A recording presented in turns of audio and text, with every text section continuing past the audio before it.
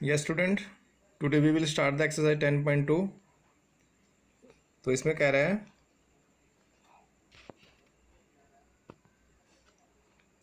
In exercise 1 to 8 यानी कि 1 to 8 question में find the equation of the line which satisfy the given condition. 1 to 8 question में ये सारी कंडीशंस दे रखी हैं और हम सब में इक्वेशन फाइंड आउट करनी है। ठीक है, पहले मैं कह रहा है write the equation for x axis and y axis. ये तो 10th में बता चुका हूँ मैं कि एक्स एक्सिस पे क्या होता है, वाई हमेशा जीरो होता है, और वाई एक्सिस पे क्या होता है, एक्स हमेशा जीरो होता है। तो एक्स एक्सिस की इक्वेशन क्या होगी, वाई इक्वल टू जीरो, और वाई एक्सिस की होगी एक्स इक्वल टू जीरो। ठीक है। सेकंड क्वेश्चन है passing through the point -4 3 and with slope 1/2। ये भी सिंपल है, ये P1 P2 x1 y1 हो गया और ये स्लोप हो गई, यानी कि ये इसे पास कर रहा है और स्लोप पॉजिटिव है, तो साफ सी बात है एक्यूट एंगल बन रहा होगा, तो ये स्लोप हो गई इसकी। पिक्चर थोड़ा ड्रॉ कर लोगे तो क्वेश्चन थोड़ा सिंपल लगेगा। तो 1 पॉइंट से पास करके जा रहे हैं, तो 1 पॉइंट फॉर्म यही थी, y minus y one equal to m into x minus x one. यहाँ एक्स नोट लगा रखा होता था, बस यहाँ पे y1 और x1 की वैल्यू पुट करो, ये x1 और ये y1, और स्लोप की वैल्यू पुट करो, बस सिंप्लीफाई करके ये हमारी इक्वेशन आ गई। ठीक है, यानी कि 1 पॉइंट दे रखा है तो हम ये वाला फार्मूला यूज़ करते थे, x1 y1, और स्लोप डायरेक्ट दे रखी है तो ये वाला फार्मूला यूज़ करते थे, तो वही हमने यूज़ करा इसमें। ठीक है। थर्ड क्वेश्चन है, ये भी यही है, passing through 0 0 with slope m। ये तो सिंपल ही है, x1 y1 दोनों जीरो हैं, ये पुट कर दिया हमने, और स्लोप डायरेक्ट m दे रखी है तो m पुट कर दिया, तो हमारे पास क्या आ गया answer, y equal to m x. यानी कि इसमें ये कौन सी फॉर्म है, जब जीरो ओरिजिन से पास करके जा रही है लाइन। ठीक है। नेक्स्ट है passing through this and inclined with the x axis at an angle of 75 degree. यानी कि 2,√2 3 से पास कर रही है लाइन और 75 डिग्री का एंगल बना रही है एक्स एक्सिस के साथ। ठीक है, तो ये 1 पॉइंट से पास कर रही है, तो सिंपल है y माइनस वाई नोट, या y1 कर लो इसको, m into x minus x one. तो x1 ये 2 है, और y1 ये है, और ये 1075 है। तो मेन ये वैल्यू फाइंड आउट करनी है इसमें, बाकी तो सारा हो चुका है हमारा काम। 75 वी कैन राइट 45 + 30, तो 10x + y का formula 10x + 10y upon 1 minus 10x 10y। ठीक है, तो ये हमारा क्वेश्चन हो गया। तो बस इसमें वैल्यू पुट करनी है सारी हमने, कि 45 1 होता है, 10 30 1/√3 होता है, ऐसे यहाँ 1 अपॉन 1 माइनस ये 45 1 हो गया, 10 30 1/√3 हो गया। तो एलसीएम वगैरह लिया तो एलसीएम √3 कैंसिल हो गया, तो यहाँ √3 + 1 √3 - 1 आ गया। ठीक है, तो इक्वेशन 1 यही थी। तो 75 की वैल्यू हमने ये फाइंड आउट की है, तो ये हमने m की जगह पुट कर दी, इसको बस सिंप्लीफाई कर लिया, √3 - 1 को y से मल्टीप्लाई करा, ये एज इट इज़ आ गया, y माइनस ये। ठीक है, ये भी एज इट इज़ आ गया, तो बस y को एक बार इससे मल्टीप्लाई करो और फिर इसको इससे मल्टीप्लाई करके, यानी कि ये सारा सिंप्लीफाई करके हमारा ये आंसर आ रहा है। ठीक है, √3 इसको जहाँ पे y के साथ मल्टीप्लाई हो रहा है उसको एज इट इज़ रखना है ब्रैकेट में, जैसे यहाँ x के साथ ये मल्टीप्लाई होगा तो इसको एज इट इज़ रखना है, बाकी नंबर्स वगैरह मल्टीप्लाई कर देने हैं सारे आपस में। ठीक है, तो ये सारा सिंप्लीफाई होके हमारे पास ये आंसर आ रहा है। ठीक है, √3 + 1x माइनस √3 -1y और इक्वल टू ये सारा। ठीक है, सिंप्लीफाई कर लेना, सिंपल क्वेश्चन है 8 तक। तो फिफ्थ क्वेश्चन है intersect in the x axis at distance of 3 unit from the left of the origin and with slope -2। Origin यही होता है हमारा, तो इसके लेफ्ट पे 3 पॉइंट पे कट कर रहा है, तो इस पे एक्स एक्सिस पे क्या होगा, y 0 होगा, और स्लोप कितनी है -2, तो साफ सी बात है ये ऑब्ट्यूज एंगल बन रहा होगा जब भी स्लोप माइनस आई है। बस इसमें पुट कर दो value, y1 0, x1 -3 minus minus plus हो जाएगा, और यहाँ -2 पुट करके इसको सिंप्लीफाई कर लेना। ठीक है। 6 क्वेश्चन है passing through the 2 point form हमें पता है कौन सी थी, अगर 2 पॉइंट से पास करके जा रहे हैं,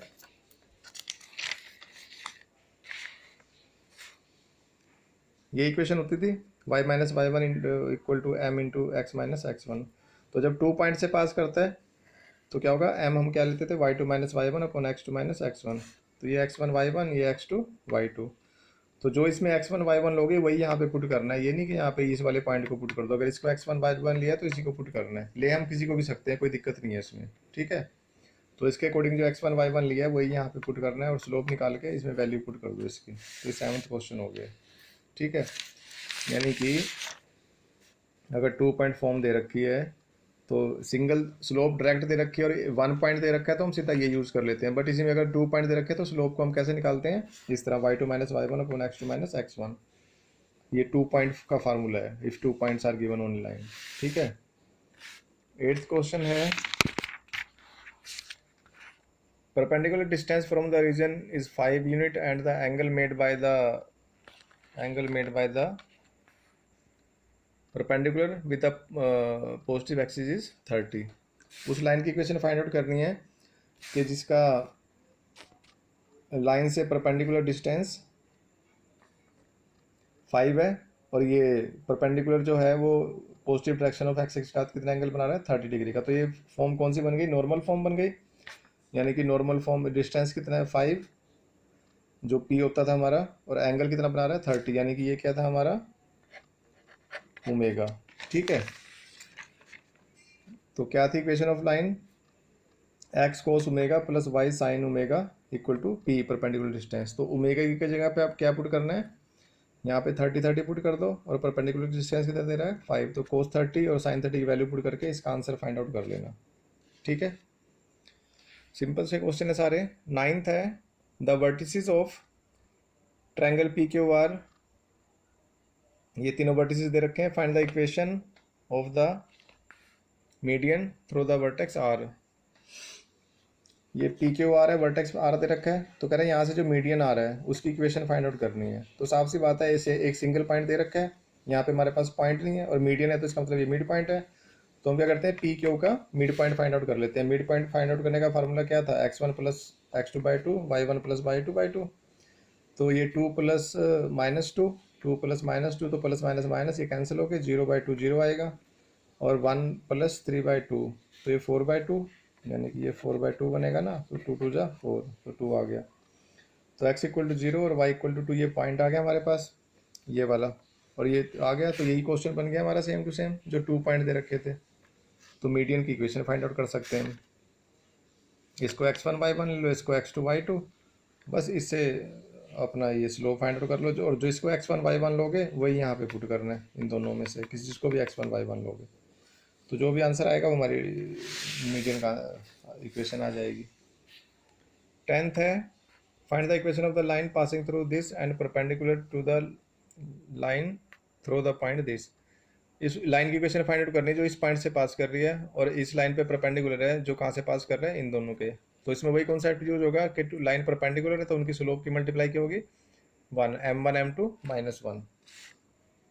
ये बना रखा है, ये लाइन है, ये -3 और 5 से पास कर रही है, और उस लाइन पे परपेंडिकुलर है जो कहाँ से पास कर रहा है 2 5 -3 और 6, -3 और 6। वैसे तो कार्डियन कोऑर्डिनेट सिस्टम में बनाना था इसको, मैंने तो रफली वैसे बना के ही समझा दिया है, तो ऐसे ही बना सकते हो, कोई दिक्कत नहीं है। तो ये लाइन इस पे परपेंडिकुलर, तो ए बी की स्लोप सपोज कर लो m1 और इसकी स्लोप सपोज कर लो m2, तो परपेंडिकुलर है। तो हमें ये 2 पॉइंट्स इस लाइन पे दे रखे हैं, तो इसकी स्लोप फाइंड आउट कर सकते हैं y2 minus y1 upon x2 minus x1 करके।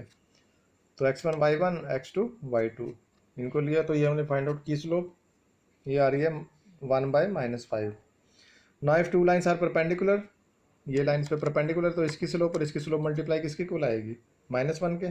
तो m2 कितना फाइंड आउट किया हमने -1/5, ये ऊपर जाके क्रॉस मल्टीप्लाई हो गया और ये माइनस माइनस क्या बन गए प्लस बन गए, तो m1 कितना आ गया 5। अब पॉइंट हमारे पास -3 और 5 है, -3 और 5 है, और ये कितना आ चुका है हमारे पास +5। तो बस उसी इक्वेशन में y minus y1 equal to m into x minus x1। तो y1 कितना है 5 और x1 कितना है -3, बस ये वैल्यू पुट कर दी, यहाँ पे m की वैल्यू पुट कर दी, इसको सिंप्लीफाई करके हमारा सारा ये आंसर आ गया 5x minus y plus 20 equal to 0। ये सिंप्लीफाई करना है, इसको कर लेना अपने आप। 11th क्वेश्चन है, सिंपल है, थोड़ा सा स्टेटमेंट लेंथी दे दी है। A line perpendicular the line segment joining the point, एक लाइन है जो किसी लाइन के ऊपर परपेंडिकुलर है, किस पे, जो उसने पॉइंट ज्वाइन कर रखे हैं 1, 0 और 2 और 3। Divide it into the ratio 1:n।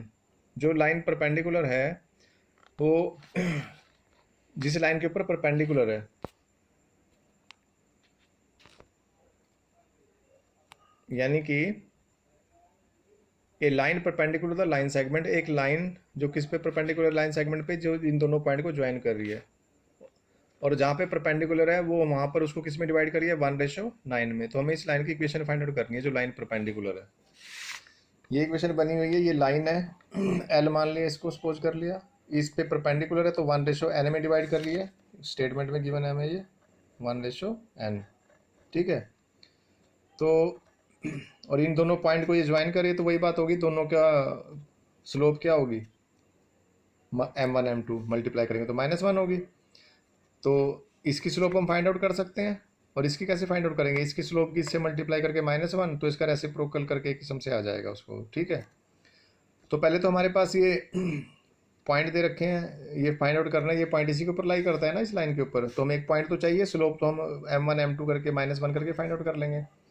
तो 10th वाला फार्मूला, इसको इससे मल्टीप्लाई और n को इससे मल्टीप्लाई, तो x आ जाएगा, यानी कि 2 1 से मल्टीप्लाई होगा तो 2 आएगा, n 1 से मल्टीप्लाई होगा तो n/1 + n। और y कैसे करेंगे, इसको किससे, y वाले पॉइंट से मल्टीप्लाई, इसको इधर y वाले से, तो 1 को जब 3 से करेंगे तो 3 आएगा, n को जब 0 से करेंगे तो 0/1 + 0, तो x कितना आ गया 2 + n/1 + n और 3 + 1 3/1 + n। तो हमारे पास ये दोनों पॉइंट आ गए, और बस इसकी स्लोप निकालनी है। तो पहले इसकी स्लोप निकाल लें, इसकी तो अपने आप ही आ जाएगी m1 × m2 करके इक्वल टू -1 करके।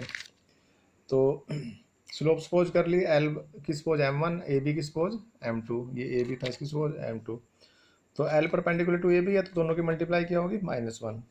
तो हम m2 की स्लोप फाइंड करते हैं y2 - y1 x2 - x1, ये x1 y1 ये x2 y2, इसमें से इसको माइनस करा, इसमें से इसको माइनस करा, तो y2 - y1 x2 - इसको सिंप्लीफाई करके हमारा क्या आ गया 3, 2 - 1 3 होता है, तो m2 कितना आ गया 3। तो फ्रॉम फर्स्ट m1 × 3, m2 की वैल्यू 3 आ गया ना, इक्वल टू -1, तो ये डिवाइड होकर क्या बनेगा -1/3। तो स्लोप आ गई हमारे पास, पॉइंट हमारे पास आ चुके थे, तो स्लोप -1/3 आई है, बस यहाँ पे वैल्यू पुट कर दो। y1 कितना आया 3/1 + 1 1 + n m -1/3 x, और -x1 कितना आया 2 + n/1 + n। ठीक है, ये एलसीएम लिया हमने, इसमें खोलना नहीं है इसको, एलसीएम 1 + n डायरेक्ट y से मल्टीप्लाई हो जाएगा, -3 ऐसे ही आएगा। यहाँ भी एलसीएम को ऐसे ही रखना, x से मल्टीप्लाई हो गया, ये अपन 1 लिख सकते हैं ना इनका, तो 1 + n x से मल्टीप्लाई हुआ, माइनस ये एज इट इज आ गया, जब इसको मल्टीप्लाई करेंगे तो माइनस प्लस माइनस हो जाएगा। ठीक है, तो ये आ गया हमारे पास एलसीएम सारे के ऊपर आए।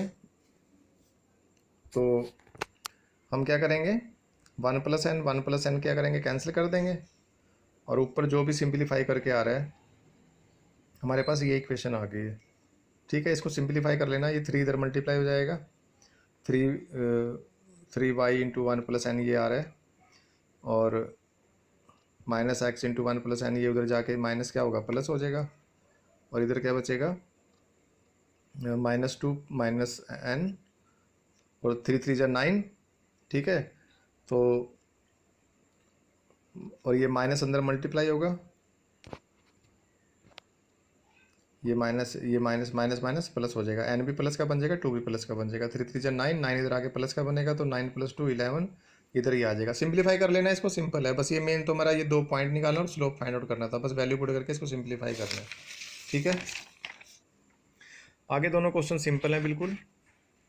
12th में कह रहा है find the equation of the line that cut off equal intercept on the coordinate axis and pass through the point 2 3।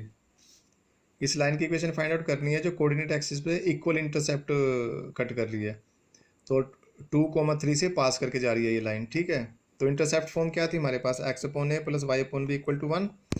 Now line में equal intercept on x axis and y axis, तो इन दोनों की value क्या हो गई, same हो गई, equal, तो a = क्या आ गया b, और पासिस थ्रू किसके, पास थ्रू 2,3, तो x की जगह 2 और y की जगह 3, और दोनों इक्वल हैं तो चाहे a रख दो चाहे b रख दो दोनों की जगह, तो हमने a रख दिया, a कॉमन आके इधर मल्टीप्लाई हो जाएगा, तो यहाँ क्या बचेगा 2 + 3, ये a आ गया, तो a कितना आ गया 5, तो b भी 5 आ गया। बस इस इक्वेशन में सारी वैल्यू पुट कर दो, x upon 5 plus y upon 5 equal to 1, फिर 5 कॉमन आ गया, इधर मल्टीप्लाई होगा तो x plus y equal to कितना आएगा 5। ये हमारी इंटरसेप्ट फॉर्म थी, ठीक है। ऐसे 13 में कह रहे हैं find the equation of the line passes through 2 and cut off intercept on the axis which whose sum is 9। जिन जैसे यहाँ पर इक्वल थे, अब यहाँ पे इन दोनों का सम क्या कह रहे हैं 9 है। जैसे ये 5 आ गया ना, ये दोनों 5 आ गए ना यहाँ पे, तो इनका सम क्या बनता है 10। ऐसे ये दोनों यहाँ पर ऐसे हैं कि इनका सम क्या बनेगा 9 बनेगा। 6 3 4 5 1 8 2 7 कुछ भी हो सकता है, ठीक है। तो हम वही कंडीशन लेके चलते हैं, सम ऑफ इंटरसेक्ट इक्वल टू 9, तो ए प्लस बी इक्वल टू क्या आ गया 9। तो बी उधर जाके जब प्लस में जाएगा तो क्या होगा a equal to 9 minus B.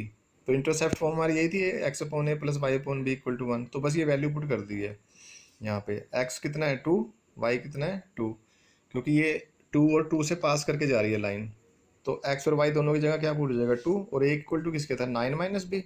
B as it is आ गया, क्योंकि सिंगल नंबर में हमें इक्वेशन लानी है तब इसको सोल्व कर पाएंगे। तो ये एलसीएम आ गया इसका, ये कटिंग होके 2b बन गया, ये कटिंग होके तो ये 2 into 9 minus b equal to 1 आ गया।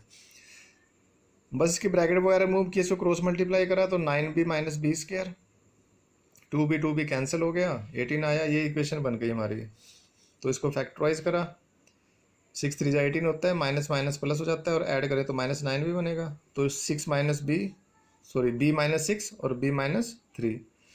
तो एक बार b इक्वल टू 6 आ गया और b इक्वल टू 3 आ गया। तो a कितना आएगा, ये 9 माइनस 6 था, तो यहाँ पर a इक्वल टू 3 और b इक्वल टू, वो b को जब 3 पुट करा तो a कितना आ गया 6। तो यहाँ से इक्वेशन क्या आएगी, अगर a को 3 लेते हैं तो y अपॉन 6 इक्वल टू 1, और यहाँ पर अगर a को 6 लेते हैं तो यहाँ क्या आएगा y अपॉन b की जगह 3 इक्वल टू 1। ये दो आंसर आएंगे हमारे, ठीक है। तो सिंपल है क्वेश्चन। तो अभी हम 13 तक करेंगे, बाकी मैं नेक्स्ट वीडियो में भेजूंगा। 7 क्वेश्चन है, ठीक है। इसको रिवाइज कर लेना अच्छी तरह।